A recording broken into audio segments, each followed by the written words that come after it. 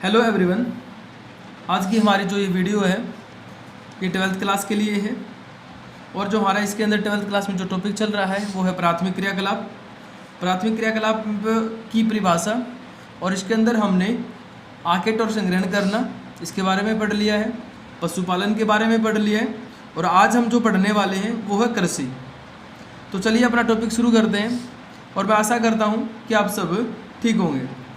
देखिए, पशुपालन और आखेट के बाद हमने उसमें पढ़ा था कि कृषि भी जो है प्राथमिक क्रियाकलाप का एक हिस्सा है, यानी कि प्राथमिक क्रियाकलाप के अंदर ही शामिल होती है। हमने पढ़ा था कि जो आदिम समाज है ना वो पहले आखेट और संग्रहण करता था, उसके साथ में उसने फिर क्या किया कि अपने आसपास का जो इन्वायरमेंट पाया जाता था ना उसके अंदर से कुछ पशुओं को और कुछ वहाँ पर पाई जाने वाली जो वनस्पति थी ना उनको क्या बना लिया उन्होंने, उनको उसने पालतू बना लिया।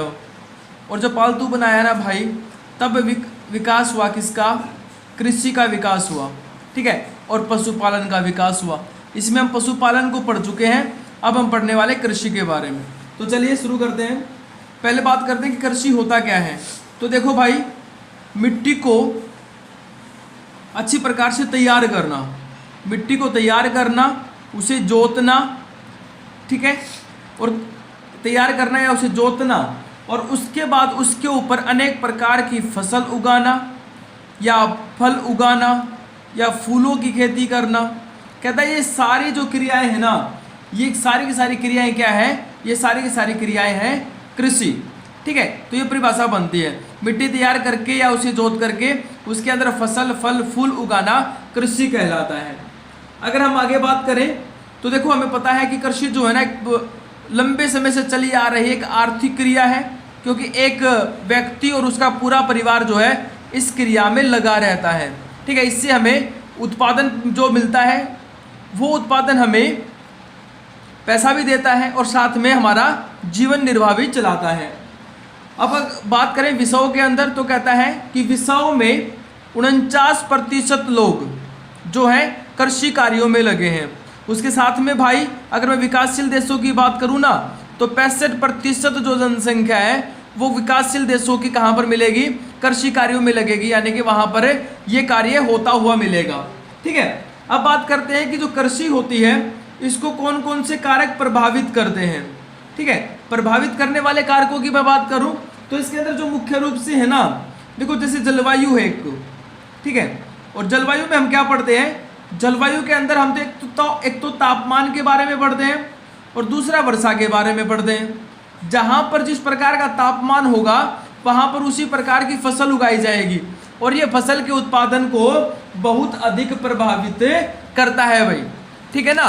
क्या करता है? फसल के उत्पादन को बहुत अधिक प्रभावित करता है तापमान। उसके साथ में बारिश, ठीक है, वर्षा की जो मात्रा होती है वो भी क्या करती है? वो भी कृषि को प्रभावित करती है। उसके साथ में मिट्टी आती है अपनी, ठीक है, मिट्टी उपजाऊ या अनुपजाऊ है। उसके साथ में उच्चावच को देखा जाता है। उच्चावच का मतलब क्या हो गया कि धरातल जो है वो पर्वत है, पठार है या फिर मैदानी भाग है। मैदानी भागों में जो खेती होती है वो अच्छी प्रकार से की जाती है। उसके साथ में अगर हम देखें तो यहाँ पर कुछ मानवीय कारक भी हो सकते हैं, जैसे भूजोत का आकार। भूजोत का मतलब होता है कि जो जिस भूमि पर हम खेती करने वाले हैं उसका आकार कैसा है। अगर आकार बड़ा है तो वहाँ पर हम सुविधाएं भी ला सकते हैं, लेकिन अगर भूजोत का आकार छोटा होगा, वो भूमि कम होगी तो वहाँ पर कहता है कि कृषि के लिए जो आवश्यक जो साधन हमें जुटाने होते हैं वो जुटाने मुश्किल हो जाते हैं। तो ये कुछ कारक हैं जो क्या करते हैं, जो कृषि को प्रभावित करते हैं। अब बात करते हैं कि कृषि जो है इसके अंदर हमने प्रकार के बारे में पढ़ेंगे, कुछ प्रणाली पढ़ेंगे। प्रणाली बोला जाता है, प्रकार मैं कह रहा हूँ आप लोगों को, इसको प्रकार बोल लीजिए, प्रणाली बोल लीजिए कि विषयों में किस प्रकार की खेती की जा रही है। तो सबसे पहले हम बात करते हैं निर्वाह कृषि। इस बुक में काफ़ी कृषि है, लेकिन हमारे हर एक कृषि की एक ही वीडियो बनाएंगे। तो अब इस वीडियो में हम जो बात करने वाले हैं वो निर्वाह कृषि की बात करेंगे भाई। तो निर्वाह कृषि देखो, जैसा कि नाम से स्पष्ट है, निर्वाह कृषि का मतलब क्या है? निर्वाह, जो निर्वाह करने के लिए की जाती है या गुजारा करने के लिए जो खेती की जाती है उसे निर्वाह कृषि कहा जाता है।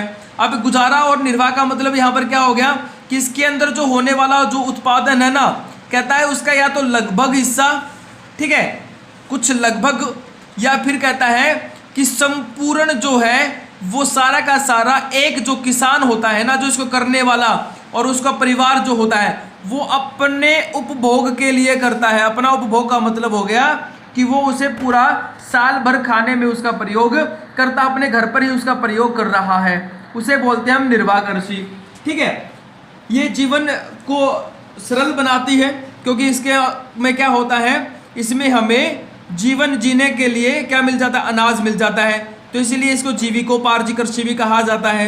अब बात करते हैं कि निर्वाह कृषि जो होती है वो कितने प्रकार की होती है। तो निर्वाह कृषि जो होती है वो 2 प्रकार की होती है भाई, और इसमें सबसे पहले आता है आदिम कालीन निर्वाह कृषि। देखिए ये जो है ना 8th क्लास का टॉपिक है ये कृषि वाला, और 8th क्लास में आ भी चुका है।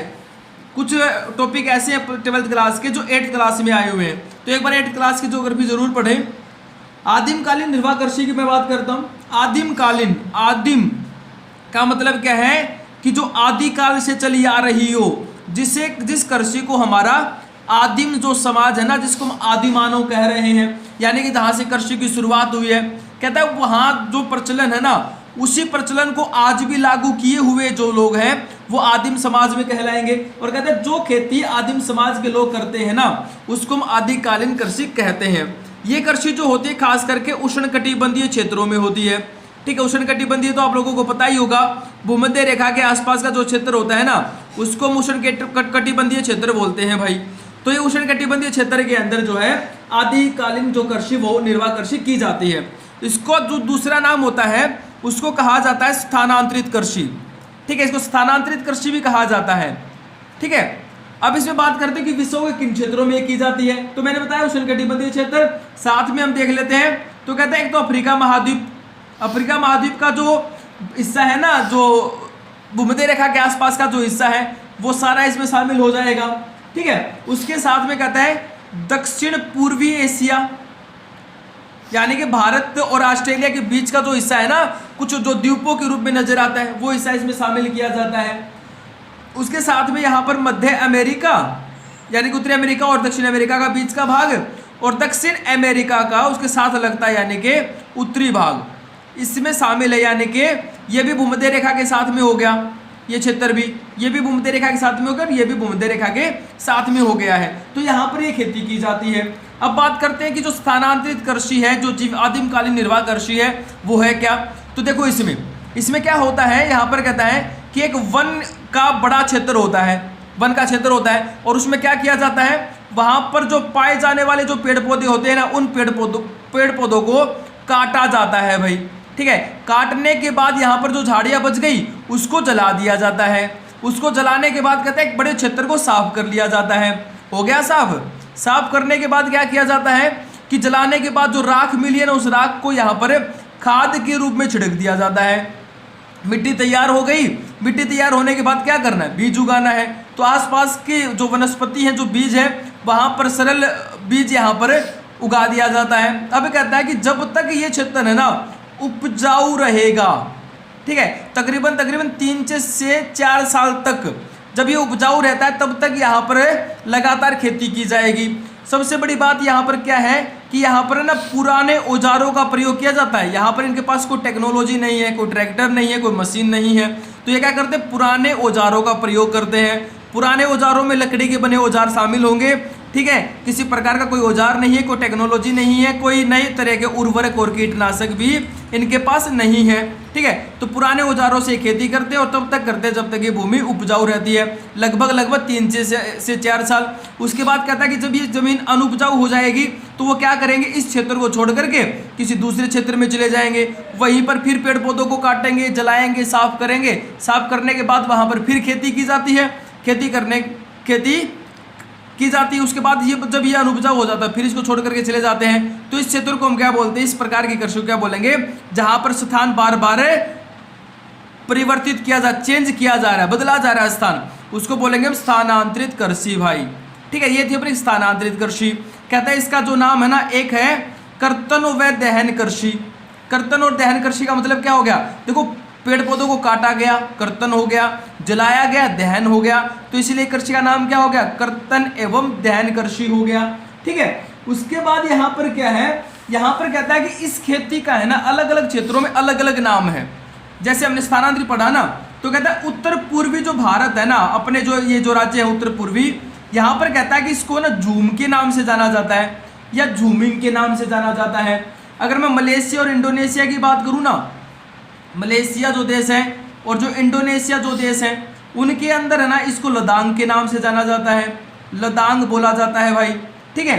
उसके बाद आगे कहता है कि अगर मैं मैक्सिको की बात करूं या मध्य अमेरिका की बात करूं, तो यहाँ पर कहता है कि इसको जो है ना मिल्पा के नाम से जाना जाता है, ठीक है। काफ़ी नाम है, जैसे ब्राज़ील की अगर बात की जाए तो इसको यहाँ पर रोका के नाम से जाना जाता है, रोका, ठीक है, ध्यान से। मध्य अफ्रीका के अंदर जो है इसे मसोले कहा जाता है, ठीक है।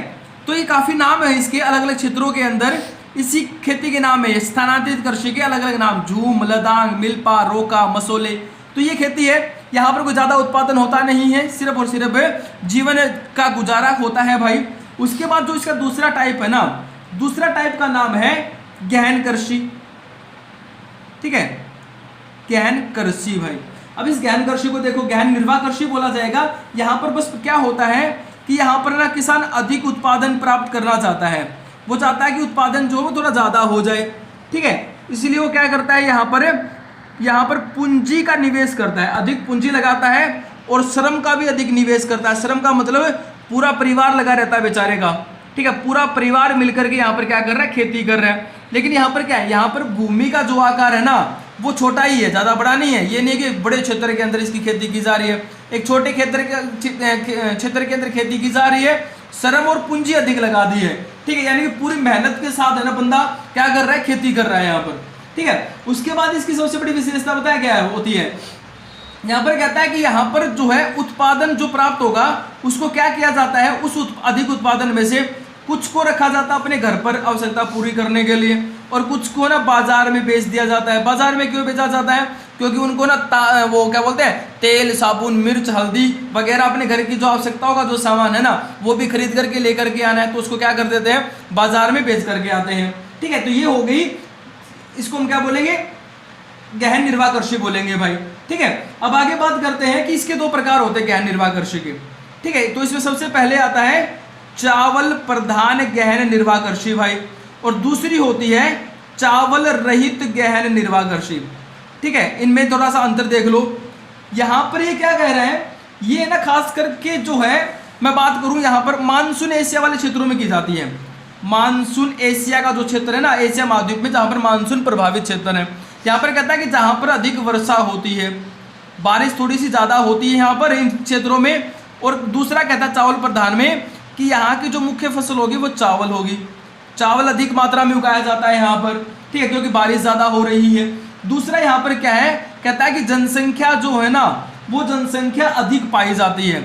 जनसंख्या अधिक मिलेगी तो खेतों का आकार तो छोटा ही मिलना है, तो यहाँ पर लिख लो भाई खेतों का आकार भी छोटा मिलता है यहाँ पर, ठीक है। खेतों के आकार की बात हो गई, जनसंख्या अधिक हो गई है, ठीक है। उसके बाद कहता है डिमांड भी बढ़ेगी। अब किसकी जनसंख्या अधिक है तो भोजन की डिमांड बढ़ेगी, ठीक है। यहाँ पर किसान का पूरा परिवार लगा रहता है, ये बात तो हम पहले भी डिस्कस कर चुके हैं, किसान का पूरा परिवार लगा रहता है। और उसके बाद क्या होता है, यहाँ पर चावल की फसल उगाई जाती है, ठीक है। अधिक वर्षा होगी, चावल का अधिक पैमाने पर यहाँ पर उत्पादन किया जा रहा है। क्षेत्र कौन कौन से होंगे, जैसे भारत है जनसंख्या वाला, चीन है, चीन, ठीक है, फिर उसके बाद जापान है, ठीक है, बांग्लादेश को शामिल कर लो इसके अंदर, म्यांमार को शामिल कर लो, ये सारे इसी के अंदर आते हैं भाई, ठीक है। तो यहाँ पर इसमें सबसे बड़ी जानने वाली बात क्या है कि चावल जो है ना वो प्रमुख है यहाँ पर, ठीक है। अधिक उत्पादन, अधिक पूंजी लगा करके, अधिक पूंजी का निवेश पूरा परिवार लगा करके चावल की खेती कर रहा है। और वो चावल क्या है, क्योंकि प्रमुख खाद्यान्न फसल है, अधिक जनसंख्या अधिक है, ठीक है, बाकी को रख करके बाकी बाजार में बेच देते हैं। अब बात करते हैं चावल रहित गहन निर्वाह कृषि की। तो कहता है कि मानसून एशिया के है ना वो क्षेत्र जहाँ पर जो वर्षा है ना वो कम प्राप्त होती हो, ठीक है, जहाँ पर बारिश जो होती है वो कम प्राप्त होती हो, ठीक है। और उसके साथ में कुछ क्षेत्र ऐसे हों जैसे उच्चावच के द्वारा थोड़े से अलग हों, ठीक है, जलवायु कुछ अलग हो, मिट्टी ज़्यादा उपजाऊ ना हो, ठीक है। तो कहता है उन क्षेत्रों के अंदर है ना चावल को छोड़ करके दूसरी फसल उगाई जाती है, जैसे गेहूँ उगा लिया, सोयाबीन उगा ली, ठीक है, जो उगा लिए, ये सारे के सारे जो है फसलें इसके अंदर उगाई जाती हैं। ये इन्हीं देशों का जो बचा हुआ हिस्सा है ना, जैसे चीन का उत्तरी भाग, ठीक है, इसमें शामिल किया जा सकता है। भारत के अंदर सिंधु गंगा का जो मैदान है ना, उसमें सिंधु गंगा का जो मैदान हम पढ़ेंगे उसका पश्चिमी भाग, क्योंकि हम पढ़ते हैं ना जैसे पूर्व से पश्चिम की तरफ जाते जाते, प्लस वन में पढ़ा होगा आप लोगों ने कि पूर्व से पश्चिम की तरफ जब जाते हैं तो बारिश की जो मात्रा है वो कम होती चली जाती है। ठीक है, उसके बाद जापान का उत्तरी हिस्सा, ठीक है, उसके बाद कोरिया का भी उत्तरी हिस्सा। इसके अंदर कहता है यहाँ पर है ना बारिश कम होने के कारण यहाँ पर गेहूं, सोयाबीन और जौ की खेती की जाती है। इसमें सिंचाई की आवश्यकता अधिक होती है, वही पूरा परिवार लगा रहता है, भूजोत जो होते हैं वो छोटे होते हैं। ठीक है, तो इस प्रकार जो है हमारा जो टॉपिक है कृषि का वो कंप्लीट होता है, जिसके अंदर हमने क्या पढ़ा, जिसके अंदर हमने कृषि के प्रकारों के बारे में जाना है भाई। ठीक है, तो यहाँ पर ये वीडियो कंप्लीट होती है, वीडियो को ध्यान से देखिए, उसके बाद अपनी बुक पढ़िए, अगर फिर भी कोई समस्या रहती है तो मुझे जरूर बताइए, और हाँ मेरे चैनल को सब्सक्राइब जरूर कीजिए भाई। Thank you.